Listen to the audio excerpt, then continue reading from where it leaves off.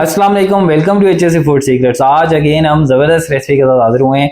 जैसा कि हम सबको पता है कि बकरा ईद आ रही है, तो मटन या बीफ से रिलेटेड रेसिपीज जो है वो ट्रेंडिंग में है। तो हमने सोचा आज हम बनाते हैं करेले गोश्त। वैसे तो बना ही रहे थे, लेकिन ये सोचा कि अपने व्यूअर्स के साथ इसको शेयर करते हैं कि किस तरीके से हम मटन करेले गोश्त बनाते हैं, ताकि आप भी हमारी रेसिपीज को एंजॉय कर सकें। तो चलिए जी स्टार्ट करते हैं रेसिपी को अल्लाह का नाम लेकर। बिस्मिल्लाह रहमान रहीम। आज हम जो करेले गोश्त बना रहे हैं वो 2 सर्विंग यानी कि 2 लोगों के लिए बना रहे हैं। तो 1 पाव जो है वो मटन हम इसमें शामिल कर देंगे। उसके बाद 2 अदद टमाटर और 1 अदद प्याज मैं साबुत ही शामिल करूँ, आप बीच में से कट करके भी शामिल कर सकते हैं। इसमें जो है वो पानी भी शामिल करेंगे, भी थोड़ा सा किया है। 1 चम्मच जो है वो लाल मिर्च की शामिल कर दें। आप इसमें जो है वो आधी चम्मच हल्दी की शामिल कर दें। सूखा धनिया शामिल कर दें। इसमें जीरा शामिल कर दें। नमक शामिल कर दें, थोड़ा थोड़ा शामिल करें एज पर क्वांटिटी। और इसमें लहसुन अदरक की पेस्ट भी जो है मैंने शामिल कर दी है। और इसके बाद मैं और पानी इसमें शामिल करूंगा। बेसिकली हमने मटन को गलाना भी है, तो हम इसको तकरीबन 40-45 मिनट्स लगेंगे। आप प्रेशर कुकर भी लगा सकते हैं। मेरे पास टाइम था तो मैंने 40-45 मिनट्स के लिए रख दिया था।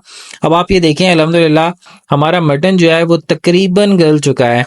तकरीबन मीन्स के 95% जो है वो हमारा मटन गल चुका है। अब हमने इसकी बुनाई भी करनी है। आप देखेंगे जो प्याज और टमाटर हमने डाला था वो अच्छे तरीके से जो है वो इसमें घुल मिल सा गया है। इसमें हम थोड़ा सा जो है वो ऑयल शामिल करेंगे, साथ साथ अगर रिक्वायर्ड और होगा तो और शामिल कर देंगे। गोश्त की बुनाई करनी है। गोश्त की बुनाई पर आपने कोई कंप्रोमाइज नहीं करना। जितने अच्छे तरीके से गोश्त भून लेंगे उतने ही अच्छे जो है वो कीमा करेले आपके रेडी हो जाएंगे। इसको ढककर रख देंगे। आप ये देखेंगे कि हमारा जो मटन है, मटन का जो सालन है, ग्रेवी आप देखें कितनी ज़बरदस्त रेडी हुई है। और इसको जो है वो 40-45 मिनट्स लगे हैं हमने, जिसमें इसको भून भी लिया अच्छे तरीके से और ये टेंडर भी हो चुका। तो प्रेशर कुकर का ऑप्शन स्टिल अवेलेबल है, आप उसको यूटिलाइज करके इसको मटन को गला सकते हैं। अब हमने करेलों की कटिंग करनी है। आप देख सकते हैं करेलों में से हमने दरमियान से इसकी सफाई की और ऊपर से भी इसको पील ऑफ किया। अब इसकी कटिंग कर लेंगे।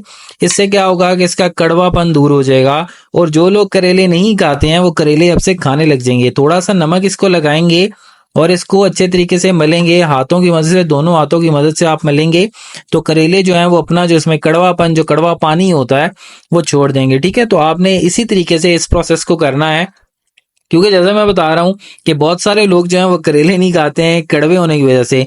इस तरीके से बनाएंगे तो सब खाएंगे। अब हमने जो नमक लगा के पानी निकाला था इसको अच्छे तरीके से वॉश किया। और अब जो करेलों में जो हमने पानी से वॉश किए हैं उस पानी को भी हमने अच्छे तरीके से करेलों में से रिमूव कर देना है। उम्मीद करता हूँ व्यूअर्स आप हमारी रेसिपी को फॉलो कर रहे हैं। अगर हमारी रेसिपी को फॉलो कर रहे हैं तो हमारे चैनल को सब्सक्राइब कर दें, बेल आइकन के बटन को मस्ट प्रेस कर दें, ताकि मेरी आने वाली हर नई वीडियो रेसिपी आप तक बर वक्त पहुंच रहे। अगर मुझे फेसबुक पे देख रहे हैं तो प्लीज मेरे पेज को फॉलो कर दें। तो जी हाँ व्यूवर्स, मटन भी हमारा टेंडर हो चुका है, जबरदस्त सी ग्रेवी बन चुकी है और हमने करेलों को भी कटिंग की और अच्छे तरीके से उसको वॉश किया। अब बारी आती है कि हमने करेलों को फ्राई करना है। फ्राई करने की भी टेक्निक होती है, मैं आपको बहुत ही आसान तरीके से करके दिखा रहा हूँ कि आप घर पर आराम से जो है वो करेले गोश्त बना सकते हैं। और ये तो बहुत ही अच्छे होते हैं सेहत के लिए भी, और दूसरा जो है इसका टेस्ट भी बहुत यूनिक होता है। तो हमने इसको फ्राई करना है। अब आप ये देखेंगे कि आहिस्ता आहिस्ता इसने कलर चेंज कर लिया है, तो हमने इसको और फ्राई करना है। साथ में हमारा जो मटन है उसको भी हल्की आंच पर हमने रखा हुआ है, ताकि वो भी जो ग्रेवी है वो गलती रहे। ठीक है, और थोड़ी बेहतरीन तरीके से भुन जाए। अब आप देखें इस पोजीशन पर आकर हमने करेलों को साइड पर रख दिया है। और अब बारी आती है मटन की। देखें कितना ज़बरदस्त ऊपर ऑयल आ चुका है। थोड़ा मैंने ऑयल इस्तेमाल किया, बहुत ज़्यादा ऑयल इस्तेमाल नहीं किया था, तो जितना ऑयल था वो इस तरीके से ऊपर आ चुका है। अब हमने जो करेले हैं, ऑयल जिस करेलों में फ्राई किया था उसमें से मैंने थोड़ा सा ऑयल निकाल लिया था, क्योंकि ऑलरेडी ऑयल जो था वो मेरी ग्रेवी में था। अब इसमें प्याज शामिल करेंगे। व्यूअर्स ये डिपेंड करता है आपके ऊपर, आप कितना प्याज इसमें शामिल करना चाहते हैं। मैंने जो है वो तकरीबन 3 अदद प्याज से शामिल कर दिया, मुझे थोड़ा सा ज़्यादा अच्छा लगता है। टमाटर अगेन मैंने इसमें शामिल किए, 2 अदद टमाटर, उसको स्लाइस में कट किया, बड़े साइज़ का था। थोड़ा सा नमक मैंने इसमें शामिल किया है। और अब मैं देखूंगा जी कि इसका जो नमक है अगर और रिक्वायर्ड होगा तो और शामिल कर देंगे, लेकिन इस पॉइंट पर जो है मैंने 1 टीस्पून जो है वो तकरीबन शामिल कर दिया है। 2 अदद हरी मिर्चें थी, एज इट इज़ आप दरमियान से कट लगाकर इसको शामिल कर दें। अब हमने इसको भूनना है अच्छे तरीके से। इसमें हमने क्या किया, करेले भी शामिल कर दिए, गोश्त भी शामिल कर दिया, इसमें हमने प्याज भी शामिल कर दिया, हमने इसमें टमाटर और हरी मिर्चें भी शामिल कर दी हैं, सारा कुछ शामिल कर दिया। अब इसको थोड़ा सा आपने कुक करना है, वो भी इतना ज़्यादा टाइम रिक्वायर्ड नहीं होता। अभी हम थोड़ी सी इसकी बुनाई करेंगे, लेटर ऑन मैं आपको बता दूंगी फर्दर क्या करेंगे, लेकिन इस पॉइंट पर आपने क्या करना है, इसकी थोड़ी सी अच्छे तरीके से बुनाई करनी है, मसाले चेक कर देने हैं, ढक कर रख दें ये 10 से 15 मिनट के लिए।